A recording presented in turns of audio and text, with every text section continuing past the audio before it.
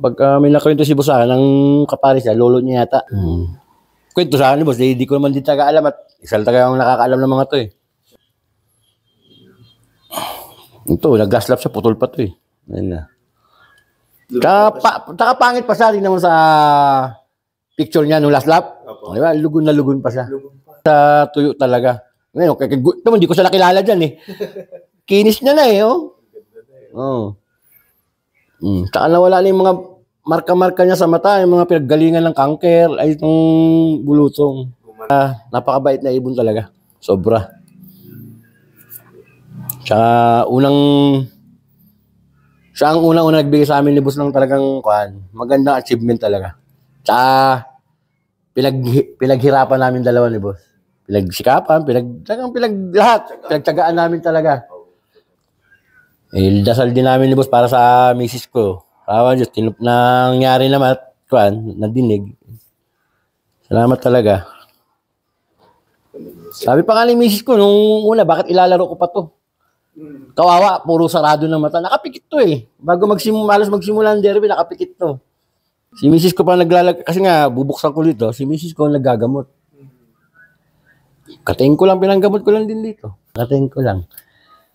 Yun lang. Hindi kita nakilala, oh. Nahanap pa kita. Ang ganda mo na, kinis mo na. Diyan magaling si boss eh. Magpaganda eh. Magpaganda. Bali, yun nga pala, si Boss Perwell eh. Wala, nasa Bicol. So, ayun. Gumagana yung kwan. Hindi ko siya nakilala talaga. Nakasubaybay lang sa atin na yan. Boss Perwell, isa nga pong tungo dyan. No. Ayun, oh. Ganda na katawan, boss. Talagang pang-breed. Laki. Talagang punong-puno ng punong-puno ng gatas. Laki. Hindi ko nga nakilala. Kinis na, oh. Ang pag-prepare ko lang naman ito nung derby, siyempre, yung natural lang na, siyempre, bago naman tayo sumampa ng road training, naka-vaccine na, di ba? Naka-plasing na, lahat. Pero siyempre, di pa rin naiiwasan, may dumadapo pa rin na sakit. Yun lang ang naging challenge sa amin ito, bago magsimula ang derby, siya pa yung pinaka-tad-tad ng bulutong. Bago magsimula, halos na magsisimula na ang derby. Halos talagang meron pa siya. Ang paa. Meron pa. Yun nga yung nabanggit ni Miss ko, bakit isasakay ko pa yan? Layo na daw pala eh. May bulutong pa, may kanker pa. Ang uwi niya, umuwi siya ng maayos, pero talagang mababa. Nasa 400 plus siya eh, nung first lap yata eh. Mababa speed niya nung kasi nga, doon pa lang siya talaga nakaka-recover pa lang. Tapos putol pa ang pakpak. Tsaka hindi pa talaga makinis, magaspang.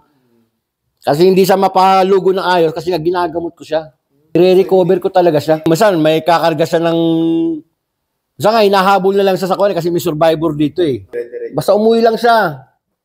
Gagamutin ko ngayon, may sakay lang. Umuwi lang. Kahit pikit ang mata. Matuloy-tuloy lang.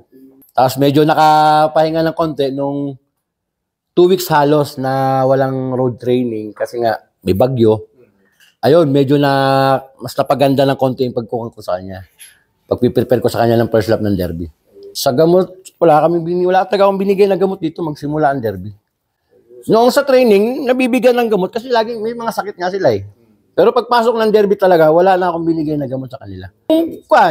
Gaya nitong multivitamin, saka yung calcium, yan lang talaga ang ginamit ko. Pula puti lang. Yan lang talaga ginamit ko. Tapos yung probiotic ni Tolome. Yun lang ginagamit ko, tsaka honey. Yung 4 na yun lang. Tapos, siyempre, minsan, ang hirap. Minsan, bumibili ako ng tingi na victory, yun lang. Paikot-ikot, tapos kung ano yung nasa pananim doon, sa lupa niya doon, yun na. Hindi yung nasusunod yung araw, ganun, hindi. Kung ano makuha ko sa araw na yun lang binibigay ko. Kung ano yung meron, yun yung ginagawa ko. So, yun talaga yung tutok lang talaga din sa ibon. Yung umaga, tanghali, hapon. Hanggat maaari, matignan mo siya. Tapos, siyempre, yung may pagbabago sa pag-uwi, siyempre, kung monitor mo sa gabi. Minsan lang kasi napagsisilosan ka na ng asawa eh. Pag natutuong ka na sa loob ng kulungan.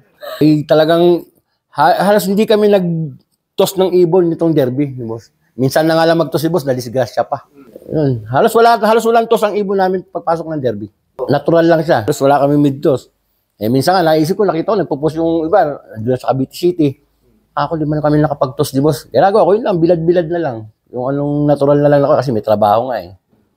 Wala talaga kami naging road toss talaga ni boss sa derby, pagpasok ng derby. Wala talaga kaming toss talaga. Na pinagplanong itos, wala talaga. Minsan na nga lang mag-toss si boss eh.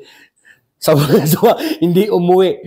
Sabado, hindi napakarga ng gataran. Naalanganin, wala talaga kaming toss ni boss. Shoutout ko lahat ng tropang Aplan. Lalo na yung mga Buenas Mag-abang sa loop namin. Kasi na-shoutout ko yung asawa ko. Sana itong sunod na South ulit, magbigyan ulit kami. Kahit nga hirap, balik-balik, gano'n. Balik-balik kami ako ng kan. Sabi ko, hindi ko naman masabi sa kanya na kailangan ko rin tutukan ng ibon. Buti nga, nandyan to. Opo. Yan, unang-una ko niya sa ito, yung bata na yan. Ayan, si Sir Aaron. Yan talagang tumutok ng 2 weeks bago mag-last lap. Siya talaga. Siya talaga, oh. Sa kanya talaga natutok ang ibon. Siya yung naasahan sa loob ni Boss. So, Idol, may mga isa-shoutout po ba kayo? Meron po. Ayun. Shoutout po sa mama ko. Nandito po ako ngayon. Ayun. So, mahihain si Idol. Yan talaga, pumukos. Tapos si boss ang nagmumonitor sa kanya. Yan. Palitan na lang silang dalawa. Ayun, Palitan silang dalawa. 2 So, weeks ako wala eh. parang teamwork po talaga, no, Idol? Tawag si boss sa akin, tawag sa kanya, tawag ganyan. Siyempre, tawag na lang tawag. Ganun na lang. Ayun. So, bali, Idol, huling katanungan, kayo po ba ay nag-out ng mga linyada nyo dito, lalo-lalo na sa mga magiging anak ni Sela? In case na may magtanong na mga newbie na gustong Pagdating mag-acquire. sa mga ibon tagat dinyada ni boss, talagang wala akong masabi dyan. Dapat kay boss talaga siya nagdidihiso lahat ng ibon. Ayun. So, bali, yun. Kung gusto nyo nga Kay boss talaga. Kasi hindi ko alam mga linyada nito talaga lahat eh. Apo, so bali more on flying po, no. So bali ayan, kung gusto nyo nga mag-inquire kay Boss Soria, Boss Alvin Baybay, ang Fairway Slope ng Tagaytay City, pwede nyo silang kontakin dito sa Facebook page na to. So bali ayan, so mas mabilis kung kay Sir Alvin Baybay na kayo dediretso. Ayan, si Fairway Slope. So bali, PM nyo lang, napakabait na tao, napaka-approachable. So PM nyo lang siya, ayan, naka-flash sa screen yung kanyang Facebook page. Ayan.